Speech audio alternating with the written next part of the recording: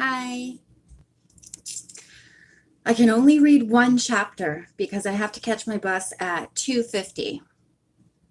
And I still have to do some things like put makeup on. I don't have any makeup on.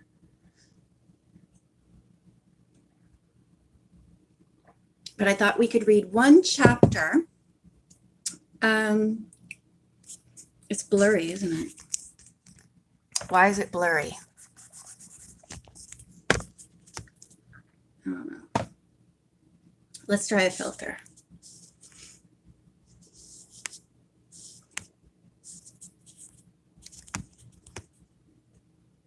A lot of these filters are not pretty.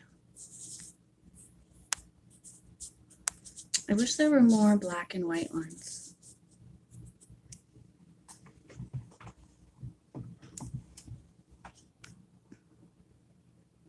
Let's do this one for a while.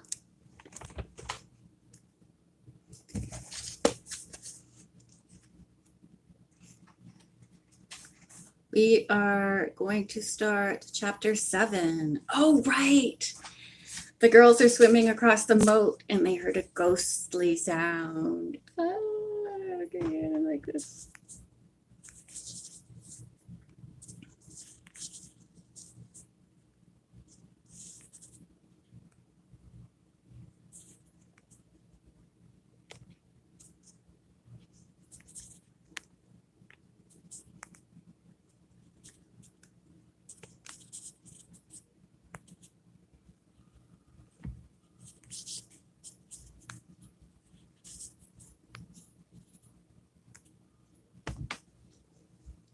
It's all faded.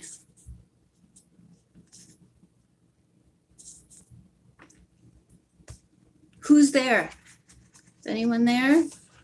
Maybe this wasn't a good time to do this, but I wanted to.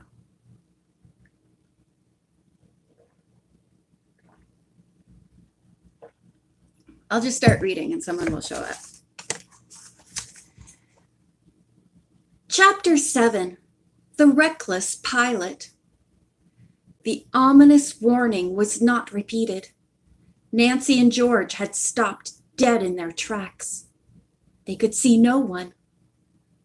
Did that man's voice come from inside or outside the castle? George asked. I honestly don't know, Nancy responded.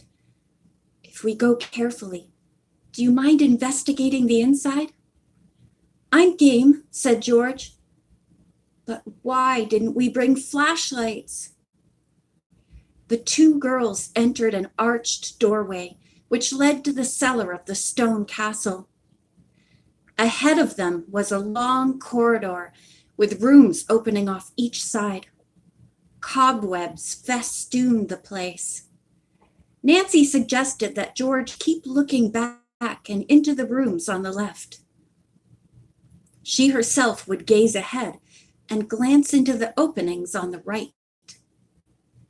This is really spooky, said George. It looks like an old-time dungeon. Hi. Arrived. I'm just starting. The girls have gone into the castle. George was like, why didn't we bring flashlights? The two sleuths walked as the two Utes.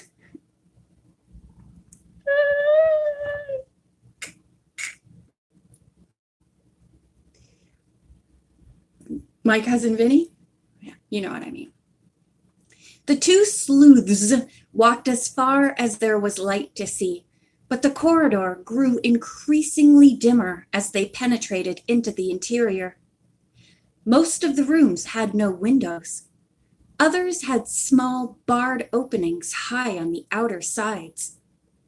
Apparently, all the rooms were empty, with the exception of what once was probably the kitchen. In it was a huge fireplace and a wooden table covered with mold and a few rusted iron kettles. Soup's on. This certainly would be a wonderful hiding place, George remarked. Nancy, I don't want to seem like a quitter, but I don't think we should go any farther without a light to guide us. Nancy agreed. She too had begun to feel leery of the dank place. The two girls returned to the walled garden. Just as they reached it, they heard a car outside the castle. They darted from the enclosure and were just in time to glimpse a sedan disappearing on the far side of the moat. The drawbridge was up.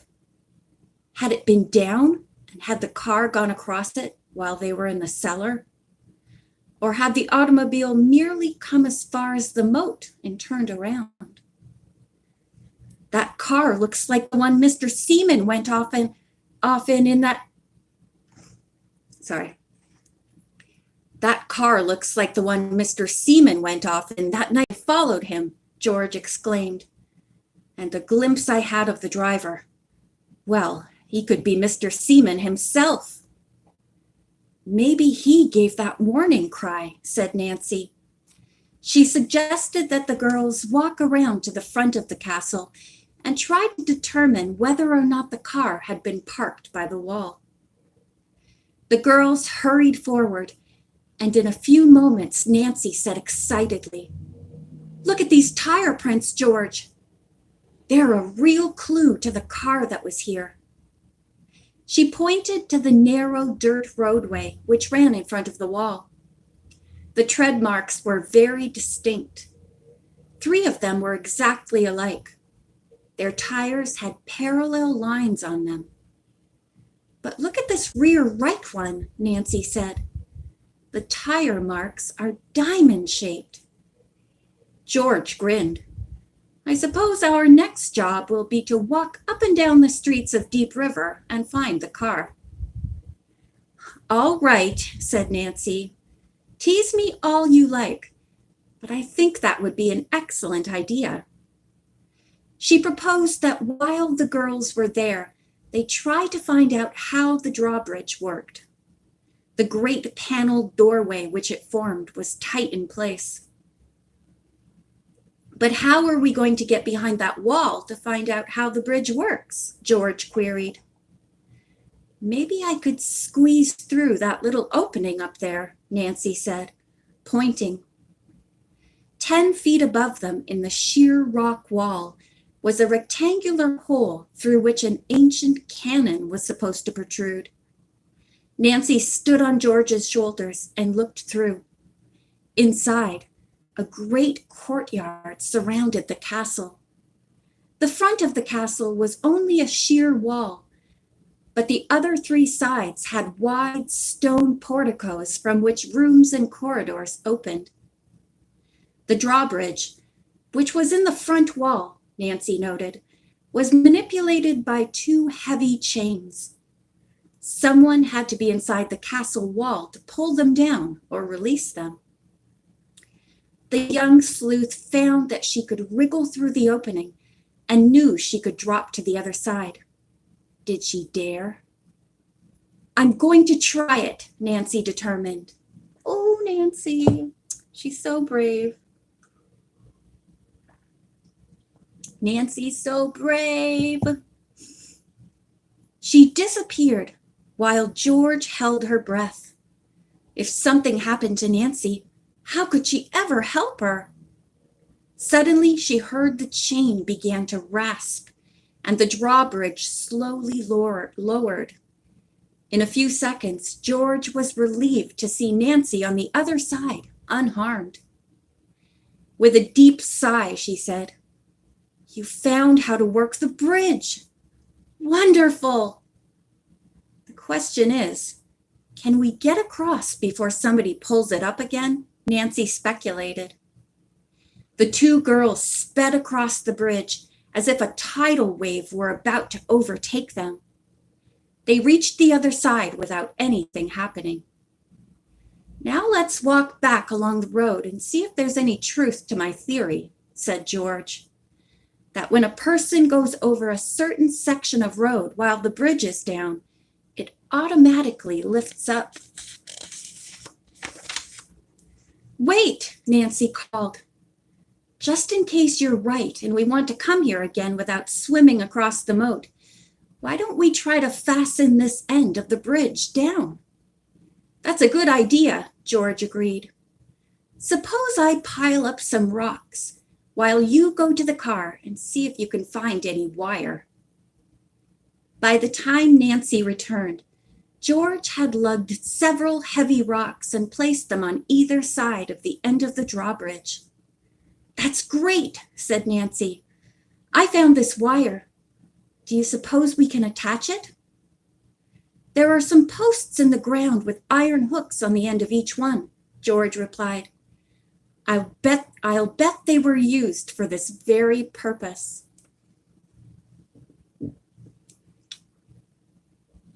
She and Nancy also found stout hooks under the edge of the drawbridge. Together, the girls fastened several strands of the wire to the hooks, securing the bridge tightly. Suddenly, George began to laugh. When the person who controls this bridge comes to raise it, can't you just see the look on his face? We'd better get out of here before he discovers us.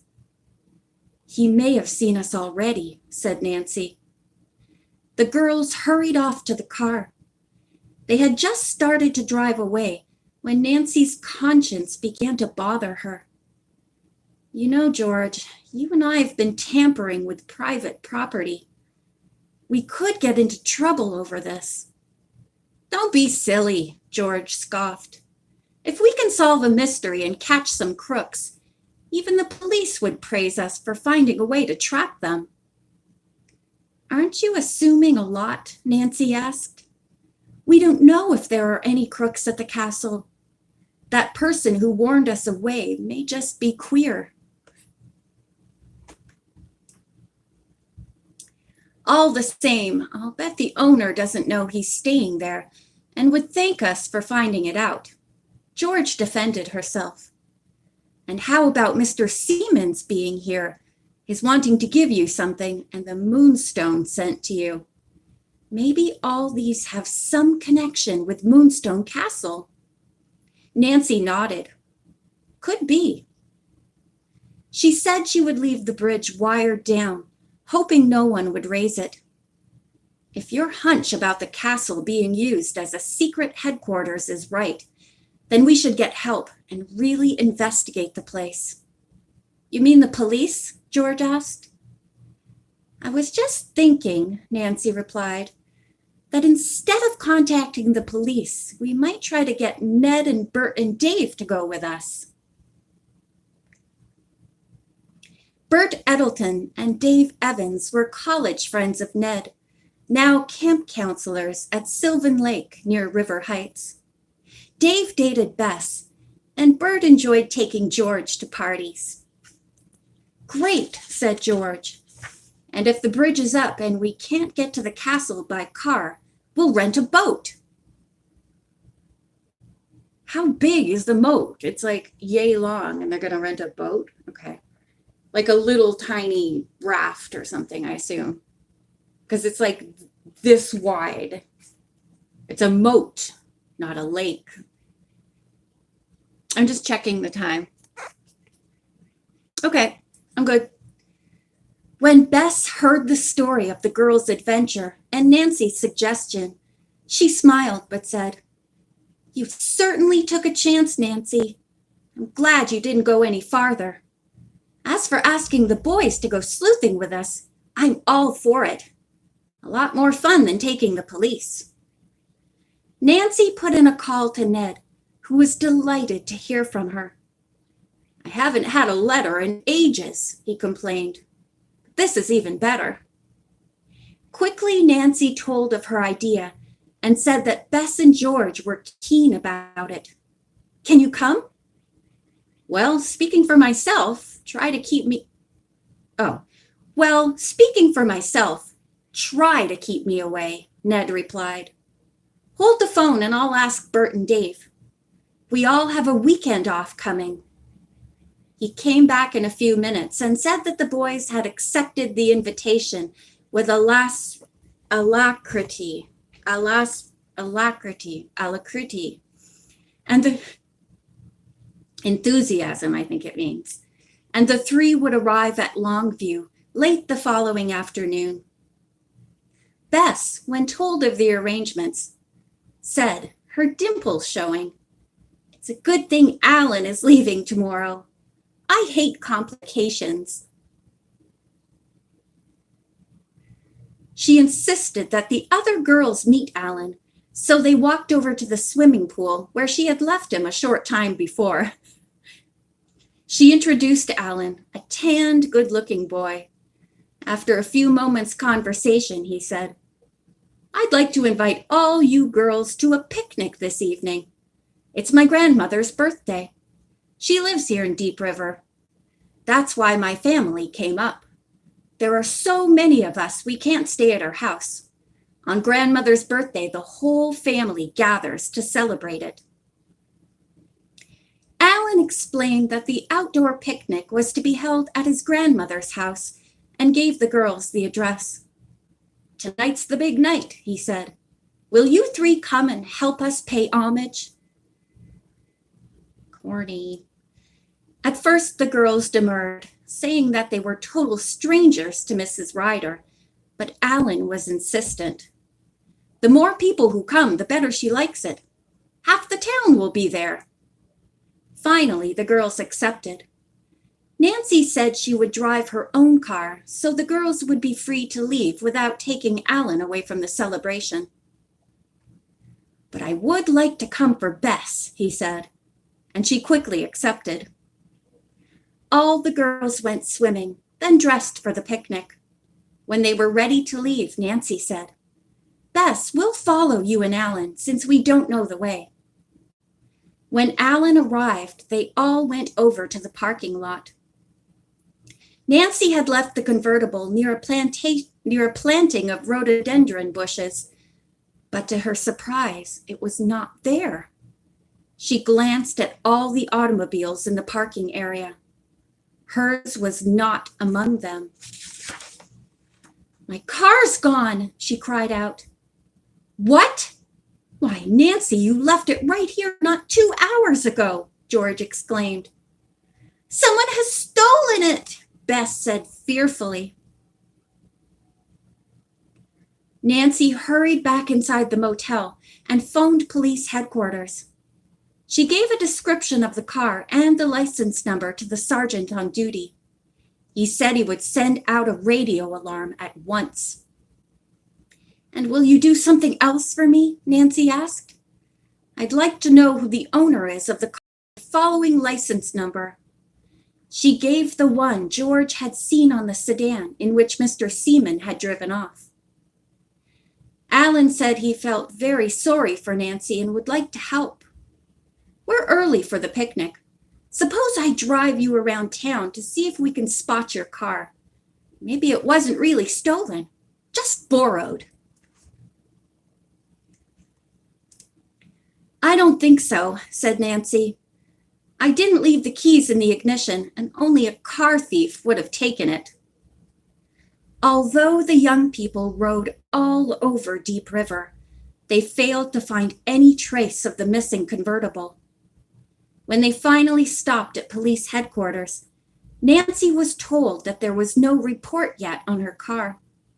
"But someone," said the sergeant, "saw a convertible like yours being driven out of town by a woman." As Nancy pondered this startling information, the sergeant said, "By the way, the owner of the car you asked about is Ralph Seaman. He lives at 24 Willow Road." "Thank you very much," said Nancy. Whew, how about this picnic? Maybe at the picnic we'll actually get to hear about some food.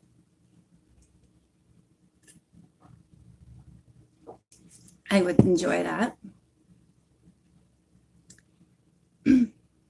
By this time, Nancy had lost all her enthusiasm for Grandmother Ryder's picnic. But she did not want to seem like a poor sport and accompanied the others. They congratulated the attractive elderly woman and thanked her for letting them come. Then the young people moved away. "Did you ever see so much food in your life?" asked Bess, as she stared at several long tables filled with all kinds of tasty dishes. "I'd call this a Banquet, George declared. Alan and the girls wandered over to it. He handed a plate to each of them from a huge stack at the end of one table and motioned for them to select food. As Nancy was about to put a spoonful of chicken salad onto her plate, someone tapped her arm and she turned. Chicken salad, our first food. Although they've eaten multiple times, it's the first time we ever heard what a food was. Chicken salad. I don't like chicken salad. Mr. Wheeler, she said. How do you do? May I speak to you a minute privately, Miss Drew? He asked. Nancy handed her plate to Bess, requesting her to fill it and not eat it. I'm just kidding. Requesting her to fill it, then walked off with the lawyer. I promise not to keep you long, said Mr. Wheeler. You know, you've set me thinking about the Horton case. Mr. Wheeler said he had been doing a good bit of reminiscing. He had begun to wonder about the whole thing himself. Something that occurred years ago was recalled to my mind, he said. I'd like you to go with me to call on a man across the river. I believe he might shed some light on the mystery. Nancy hesitated, then said, When do you want to go? As soon as we can get away from this party, the lawyer replied. How will we go? Nancy asked. I have a motorboat. It's moored not far from here. Would you go with Mr. Wheeler? Alone in a motorboat across the river? I don't know if I would. He's a bit cuckoo in the head. He seems a bit unpredictable. I'll bring one of my friends with me, said Nancy. Good girl. Suppose I meet you over by the musicians. She had just noticed them coming in and taking their places near a lovely rose garden. All right, 9 o'clock. Nancy joined her friends and whispered her plans to Bess and George. Bess said she would like to stay with Alan. It might be best not to tell him about the mystery. George eagerly offered to go. Promptly at 9 o'clock, the two girls met Mr. Wheeler, who led the way down a path and along the waterfront to a boathouse. He unlocked the entrance door, and they all climbed into a sleek motorboat. Mr. Wheeler leaned toward the wall, pressed a button, and the big front door rolled up. The lawyer turned on the motor and whizzed from the boathouse. He's a fast pilot, George whispered to Nancy as the boat raced across the river. They reached the other side, and Mr. Wheeler spun the wheel, turning the boat sharply to starboard. The girls looked at each other. Although they did not know the river, both felt that in the dark they were much too close to shore for safety. Mr. Wheeler put on more power. George whispered, For an old man, he's a speed demon. Nancy was frightened. She was just about to ask the lawyer to go farther out from the shore when there was a terrific crash. The boat spun around and its passengers were knocked helter-skelter. Sorry, I was thinking of the song Helter Skelter. End of chapter 7.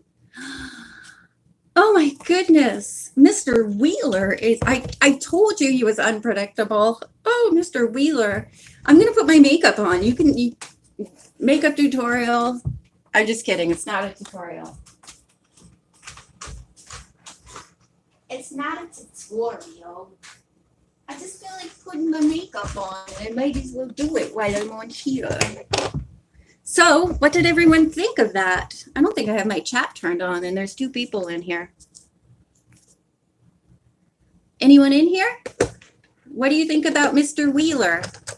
Mr. Wheeler Dealer.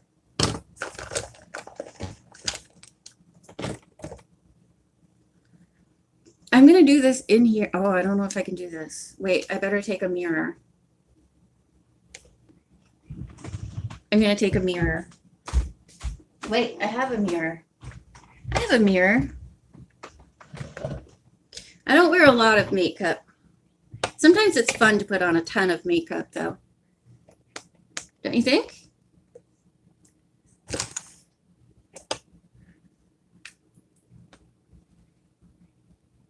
A little concealer under my eyeballs.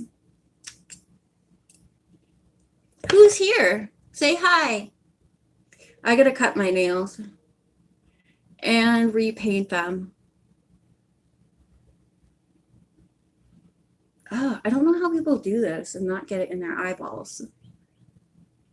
Like, I didn't put very much on, but it really spreads out. Now this stick is a blush and a lip stuff. I usually, since I have the orange hair, this is kind of, well, it's not orange, but it's kind of, I don't know what color it is. I don't know. I'm used to looking in a big mirror when I do my makeup, so this is interesting. And then I just go swing, and then I go swing. I don't wear eyeshadow very often anymore. Sometimes I feel like putting some on. I like pinks and I like purples. What color do you like? Now I'm just going to put a little bit of this on.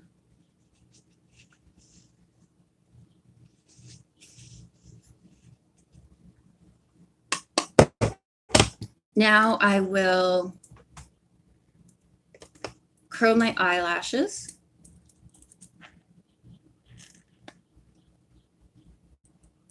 Stop it. I have trouble holding scissors and eyelash curlers. Who's here? Say hey, please. Say goodnight, Kevin. Good night, Kevin.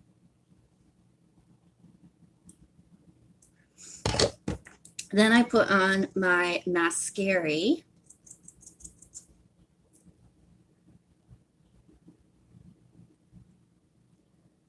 I don't put it on the bottom because it will make a mess. I find it just makes a huge mess. When I blink, it gets on my skin.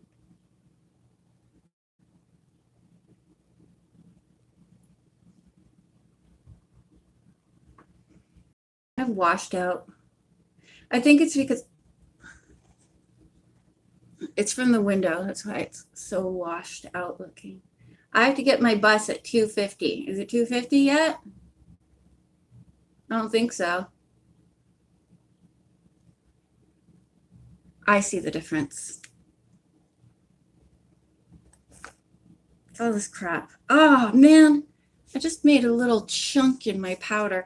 I don't use pressed powder very much. Oh, right. I keep shutting it, but I'm using it for the mirror. This is very hard for me to hold two things at once.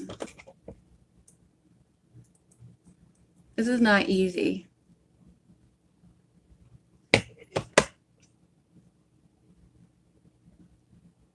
Gosh, my nails are so long. They're obnoxious. Quite obnoxious.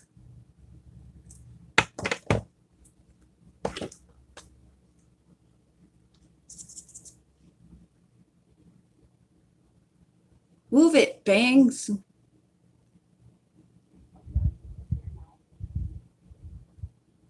I want to get some noodles.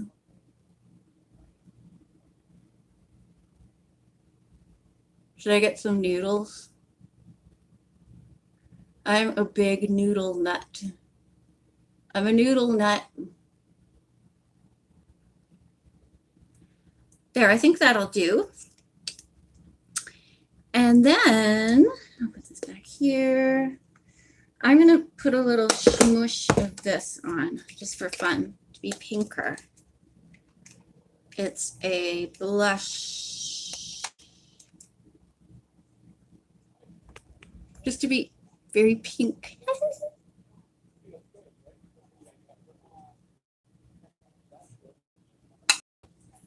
All right.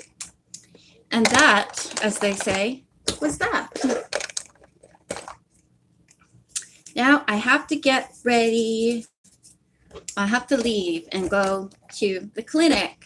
But maybe I'll read some more tonight. Okay? Bye. Thanks for coming, 1 or 2 people.